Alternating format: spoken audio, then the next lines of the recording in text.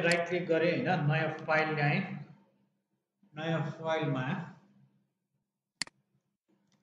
Air quality clustering भयो। सबैभन्दा पहिला हामीले लाइब्रेरीलाई इम्पोर्ट गर्नु पर्यो। इम्पोर्ट एस यो डेटा सेट छ हामीसँग। मैले के गर्छु अब लोड डेटा। ओके, यो अनसुपरभाइज मेसिन लर्निङको हामीले आज के हेर्दैछौँ भन्दा क्लस्टरिङ र एनोमली डिटेक्सन हेर्दैछौँ। सबैभन्दा पहिला म एनोमली डिटेक्सन हेर्छु, त्यसपछि त्यसलाई क्लस्टरिङ कसरी गर्ने हामी त्यो पनि हेरिदिन्छौँ। ओके, अब यसलाई के गर्छु भने नल भ्यालुजहरू छ कि छैन त्यो चेक गर्नु पर्यो। डेटा डट इज सम,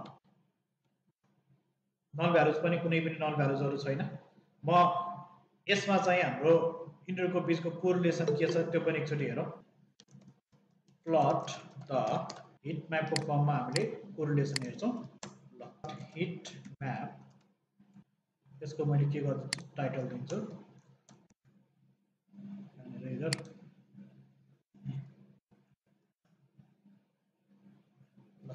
थोरै यो कोरिलेसनलाई बुझौँ है त।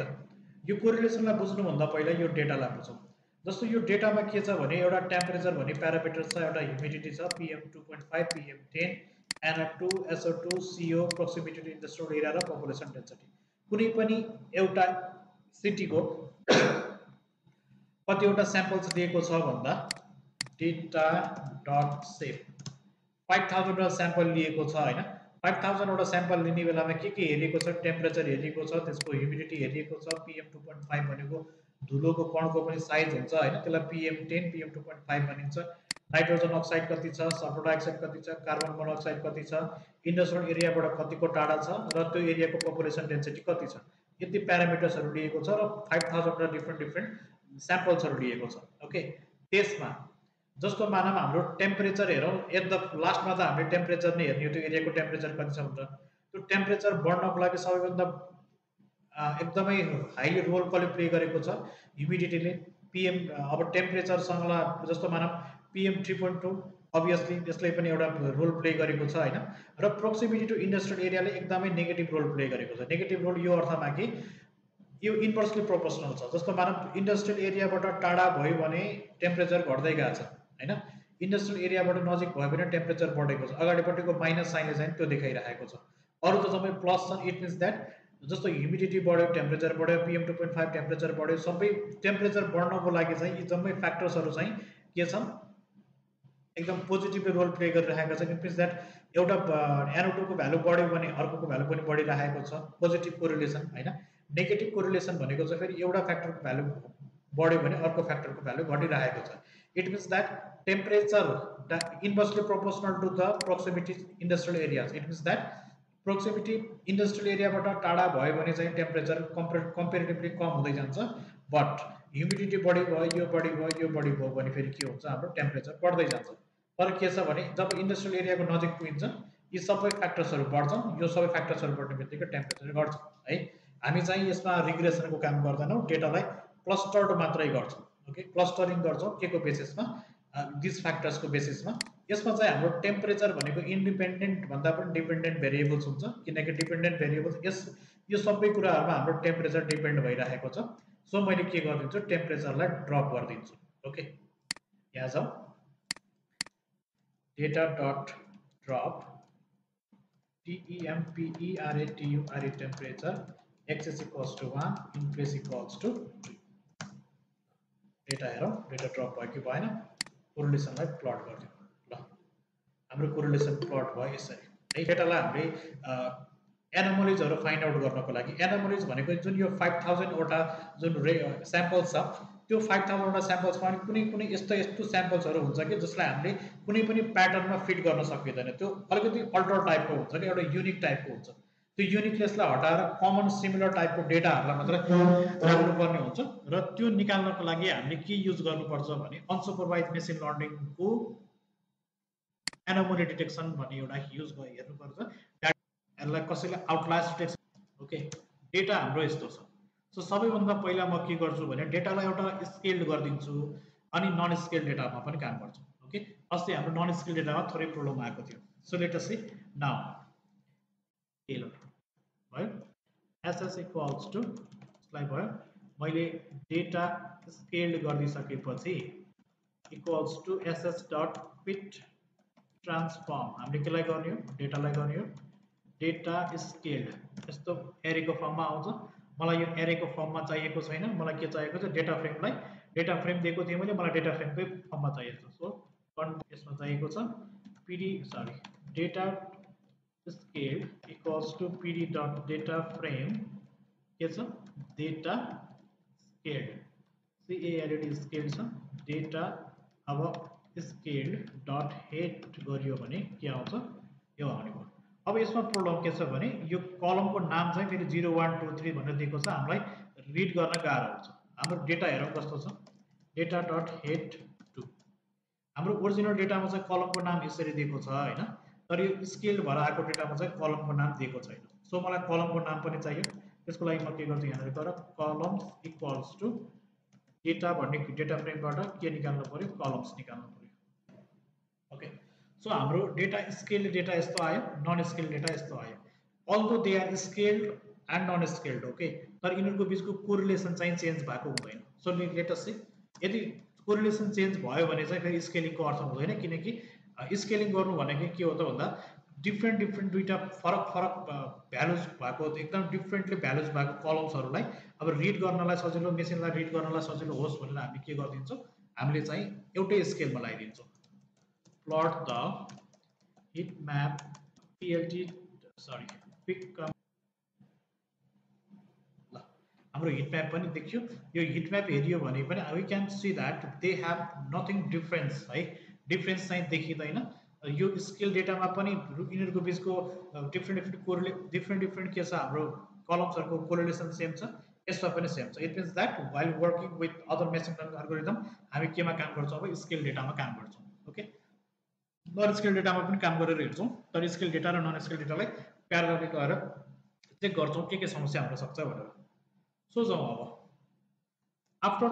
अब मैले के गर्छु भने dimension reduction of both scale and non scale data both scaled and non scaled data okay म एउटा फंक्सन क्रिएट गर्छु क्रिएट अ फंक्सन अब मैले के गर्दिन्छु decompose non scaled data pca non scaled equals to मेरो के छ डेको छ र डेटा छ ओके pca non scaled हेरौं कस्तो आउँछ इट लुक्स लाइक दिस है यो pca non scaled dot head 2 अब मैले फंक्सन बनाएको छु त्यो फंक्सनलाई कल गर्ने मात्रै हो है अब decompose scaled data pca scaled equals to डेको भन्ने उसमा मैले के गर्छु डेटा स्केल्ड लाई send गर्दिन्छु pca scaled dot head 2 यो पनि यस्तो आयो ओके सो यो बोथलाई प्लट गरिदिन्छु रेकर्ड पनि गरेको छ प्लस यसलाई एज अ नोट 15 बाइ मैले कति गरिदिन्छु यसलाई 4 गरिदिन्छु 4 चाहिँ अलिक कमै भयो हामी यसलाई के गरिदिन्छौं 10 पनि गरिदिन्छौं okay so this is our data before and after scaling हाम्रो डेटा स्केलिङ गर्नुभन्दा पहिला यस्तो देखिन्छ स्केलिङ गरिसकेपछि यस्तो देखिन्छ र यस्तो हेर्दाखेरि स्ट्रक्चर चेन्ज दिएको भए पनि सिन्स यहाँनिर हामी हिट म्यापमा गएर हेर्न सक्छौं हिट म्यापमा कुनै पनि प्रब्लम देखिएको छैन मतलब कि कुनै पनि भ्यालुजहरुको कोरिलेसन चेन्ज भएको छैन सो डेटा यसरी देखिए पनि हाम्रो कोर डेटामा चाहिँ चेन्ज भएको छैन सो हामी चाहिँ के गर्छौं भने स्केल डेटामा काम गर्छौं ओके अब स्केल डेटामा काम किन गर्छौं भन्दा नन स्केल डेटामा अलिकति प्रब्लम आउन सक्छ है म स्केल डेटामा काम गर्दिन्छु सेम काम आज गरेर चाहिँ के गर्दिने नन स्केल डेटामा काम गरे and what are the problems you faced during this scale र नन स्केल डेटामा काम गर्दाखेरि के डिफरेन्स फेस भयो भोलिको होमवर्क चाहिँ त्यो हुन्छ ओके सो नाउ वर्किङ डेटामा तिमीहरुको होमवर्क भयो है भोलि एज अ रिपोर्टै मलाई होमवर्कै सबमिट गर्नु पर्यो सो मैले अब के गर्दिन्छु भने एनामोली कस्तो हुन्छ from sklearn.db equals to मैले के गर्दिन्छु भने db scan eps equals to 5 हैन min sorry EPS equals to 0.3 र min samples equals to 5 यो राख्ने equals to db dot fit predict PCA scaled लाइनै राख्दिन्छु यो छ PCA scaled DF होइन यो सरी यो चाहिँ हुन्छ हाम्रो DB है अब हेरौँ PCA DF लाई प्लट गरेर हेरौँ है त कहाँनेर आयो त यो so SNS dot scatter plot x equals to PCA1 y equals to PCA2 data equals to PCA scaled and y equals to CLUSTERS clusters यसले के देखायो भने ल parity PALETT parity equals to BRIGST bright okay so यो blue dot जुन जति पनि देखाएको छ यसलाई चाहिँ -1 क्याटेगोरी भनेर राखेको छ दिज आर द भ्यालुज जसले चाहिँ के गर्न सकेन त क्लस्टर्ड गर्न सकेन कि कुन क्लस्टरमा पर्छ भनेर प्रेडिक्ट गर्नै सकेन अरूलाई चाहिँ देखायो 0 number 1 number 2 number 3 number 4 number भनेर चाहिँ देखायो तर 1 नम्बर भनेर चाहिँ देखाउन सकेन ओके यो कसरी के को बेसिसमा सेट गर्यो यसले 0.3 EPS बाट गर्यो र मिन स्याम्पल 0.5 बाट गर्यो मैले यो मिन स्याम्पल्सलाई घटाएर 3 गर्दिन्छु कस्तो हुन्छ त हेरौँ एकचोटी गर्दै मैले त्यसलाई फेरि रिरन गरौँ यसलाई रिरन गरौँ मिन स्याम्पल्स 3 गर्दाखेरि अलि बढी आउटलायर्सहरु लियो है जस्तो तीनवटा स्याम्पल्स गर्दाखेरि यो यतिवटा लिइराखेको छ यो EPS 3 भने चाहिँ त्यही लिएको छ यो एकै ठाउँमा छ एउटा ग्रुपमा लियो हैन अब यो पनि लिइराखेको छ 3 मा चाहिँ त्यस्तो राम्रो देखाएन हुन्छ ओके मिन स्याम्पल्स चाहिँ मैले 3 को सट्टा अरु के गर्दिन्छु 10 गर्दिन्छु ल हेरौँ त 10 के छ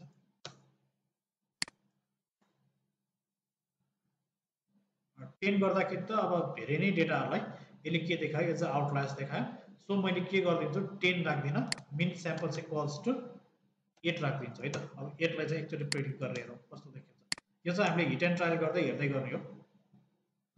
8 मा पनि डेटा ठिकठिकै देखायो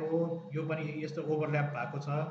8 वालामा चाहिँ राम्रै देखायो हैन यहाँ पनि राम्रै देखायो सो यो पनि नगरौँ हामी केमा जाउँ भन्दा 5 मै जाउँ धेरै नगरौँ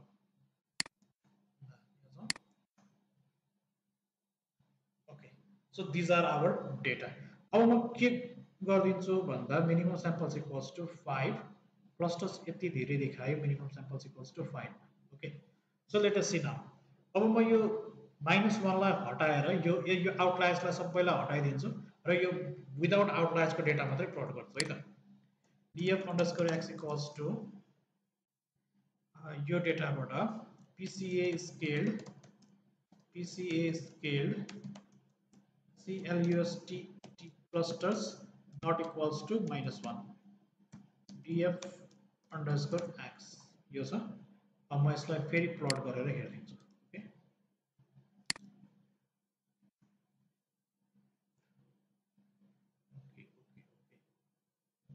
PCA scaled हैन कि यो के हुन्छ df_x हुन्छ यस्तो खालको डेटाहरु छ स्टिल यहाँनेर चाहिँ के छ भन्दा अलिकति केही प्रब्लमहरु आइराखेको छ डेटामा जस्तो यो अब आउटलायर्स नै जस्तो देखिएको छ हैन सो हामी के गर्दिन्छौं भने स्टिल यहाँनेर गएर म यसलाई थोरै सच्याउँछु है त म 10 नै राख्दिन्छु यसलाई अघि 10 राखेर गरेको थिएँ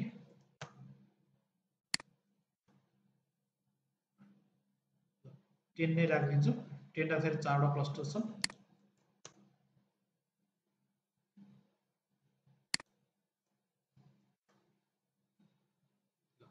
यो चाहिँ मैले राख्दिने भए डेटा विदाउट आउटलायर्स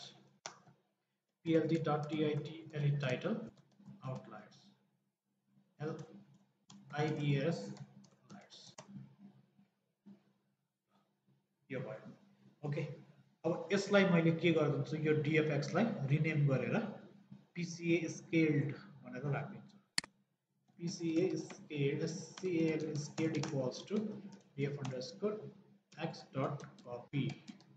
को नामबाट मैले राखिदिने भए scaled dot save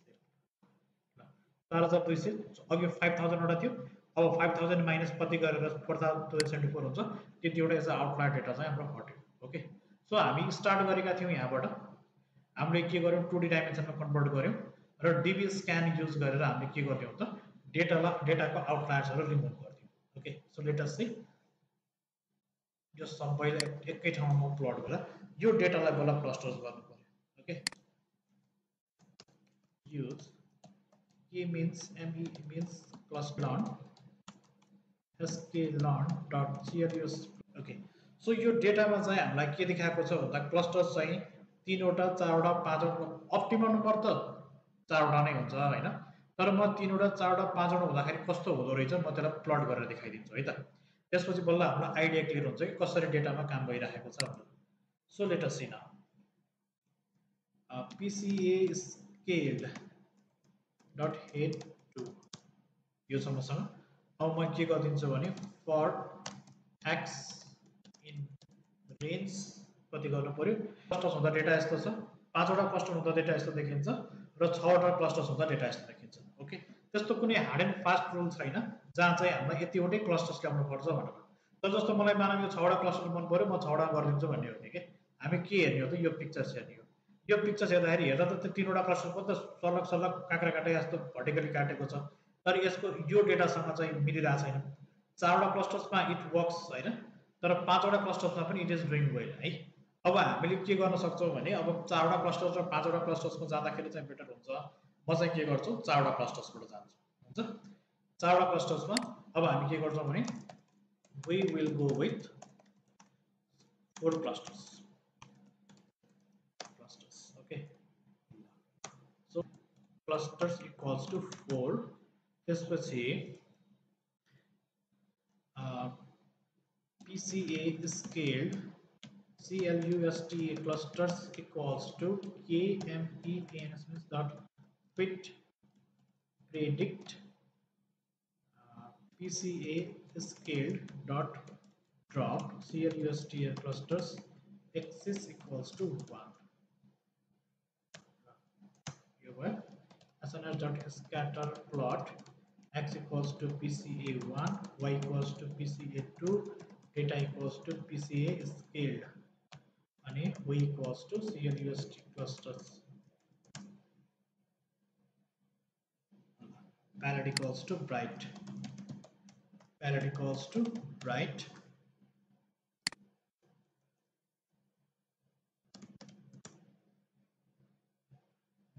यहाँसम्म आयो है क्लस्टर्स 4 वटा आयो तर यसमा एउटा प्रब्लम छ हामी अघि के गर्यौं सुरुबाट चाहिँ हामी कहाँ छुट्याएको थियौं डेटा स्केल्ड गरेर गयौं जस्तो हाम्रो ओरिजिनल डेटा थियो नन स्केल डेटा त्यसबाट मैले डेटालाई स्केल गरेँ त्यसपछि त्यो डेटामा मैले के गरेँ आउटलायर्स डिटेक्ट गरेँ अनि आउटलायर्स डिटेक्ट गरिसकेपछि सर्टेन भ्यालुज त हट्यो नि त हैन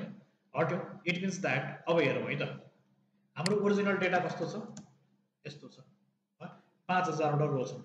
अब हाम्रो PCA स्केल्ड फेरि कस्तो छ यस्तो छ 7224 वटा रो छ इट मिन्स दैट फ्यू यहाँ भएको डेटा मध्ये कुनै डेटा त यहाँ छैन नि त हैन कुनै कुनै त हट्यो जस्तो गएर PCA scaled डट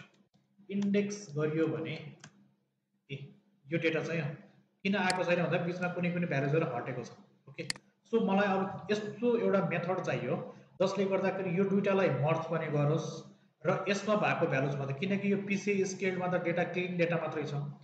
र यतापट्टि भएको भ्यालुज जुन अनक्लीन छ त्यो अटोमेटिकली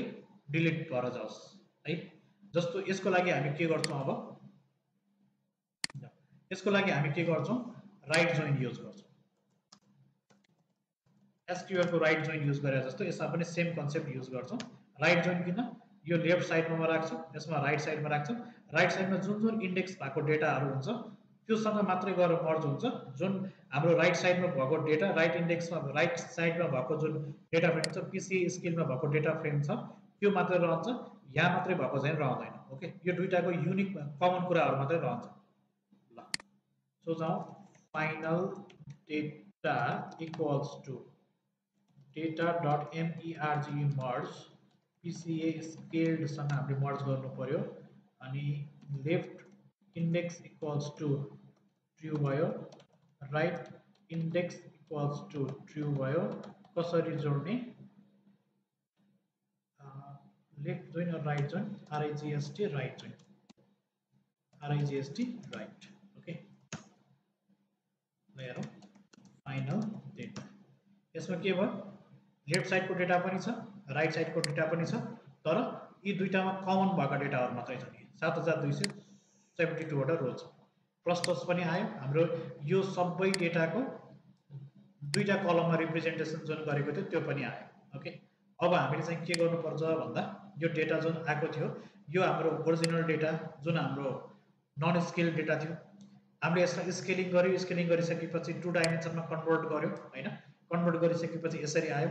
अनि यो डेटाको क्लस्टर्ड चाहिँ कुन आयो त, यहाँबाट आयो। ओके, फेरि क्वेसन एराइज हुन्छ यो त स्केल डेटामा गरेको नन स्केल डेटामा किन राखेको भनेर। स्केल डेटा र नन स्केल डेटामा कुनै पनि फरक छैन, त्यो त हामीले कहाँबाट हेरिसक्यौँ, हिट म्यापबाट हेरिसक्यौँ। यदि त्यो हिट म्याप फरक आएको भएदेखि हाम्रै काम गर्न मिल्दैन थियो, तर हिट म्याप सेम आइसकेपछि हामीलाई के हुन्छ, स्केल डेटा र नन स्केल डेटामा काम गर्दाखेरि त्यस्तो प्रब्लम आउँदैन। सो नाउ हाम्रो फाइनल क्लस्टर्स चाहिँ कहाँ पुग्यो, यहाँनिर है। के गरिदिनु भयो त, save the data frame. Okay, data frame save गर्दाखेरि के छ, final data dot to CSV अनि के छ मैले दिन्छु एयर क्वालिटी फाइनल क्लस्टर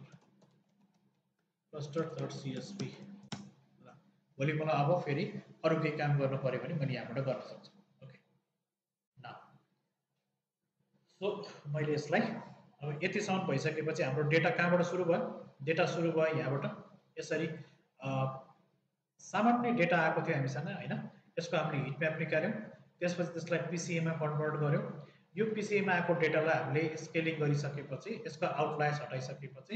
यो डेटालाई जुन एकदम र डेटा मात्रै आएको थियो यो डेटालाई on basis of some similarities हामीले कतिवटा ग्रुपमा डिभाइड गरेको छ, 4 वटा डिफ्रेन्ट ग्रुपमा डिभाइड गर्यो, 4 वटा डिफ्रेन्ट क्लस्टर्समा डिभाइड गर्यो। Okay, so that was all about the clustering